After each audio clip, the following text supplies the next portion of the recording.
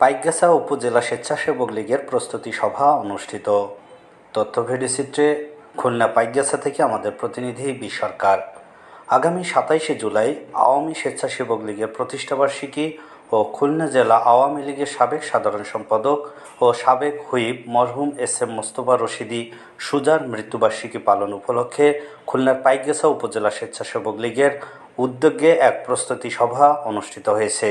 বুধবার বেলা 11টায় উপজেলা আওয়ামী লীগের দলীয় কার্যালয়ে উপজেলা কমিটির সভাপতি সাংবাদিক তৃপ্তিরঞ্জন সেন এর সভাপতিত্বে ও সাধারণ সম্পাদক কাজী জাহাঙ্গীর হোসেন এর সঞ্চালনায় সভায় বক্তব্য রাখেন উপজেলা কমিটির সহসভাপতি শিবানন্দ রায়, জি.এম. কামরুল হাসান, গফফার খাঁ ও প্যানেল চেয়ারম্যান পীযূষকান্তি মণ্ডল, সুজন কুমার রায়, প্রভাষক এস.এম. জাহাঙ্গীর আলম, সাংবাদিক বি সরকার, সঞ্জীব মণ্ডল, বিশ্বজিৎ অধিকারী, অমল রাজ মণ্ডল, মনোজ কুমার মণ্ডল, রিপন রায়, পৌর কাউন্সিলর কবিতা রানী দাস, ইউপি সদস্য রফিকুল ইসলাম, সমারেশ বিশ্বাস, অরবিন্দু কুমার সানা, মলয়কান্তি মণ্ডল, মোহাম্মদ কামরুজ্জামান, রাশেকুজ্জামান সুমন, শঙ্কর কুমার ঢালি, পলাশ বাসার, আলহাজ মঈনুল ইসলাম বাবু, মোহাম্মদ লিটন গাজী, মোহাম্মদ হাফিজুল ইসলাম, মিরন বালা, বিশ্বনাথ মিস্ত্রি, লাবলু গোলদার, প্রকাশ দাস, মোহাম্মদ আখতারুজ্জামান, মোহাম্মদ মতি,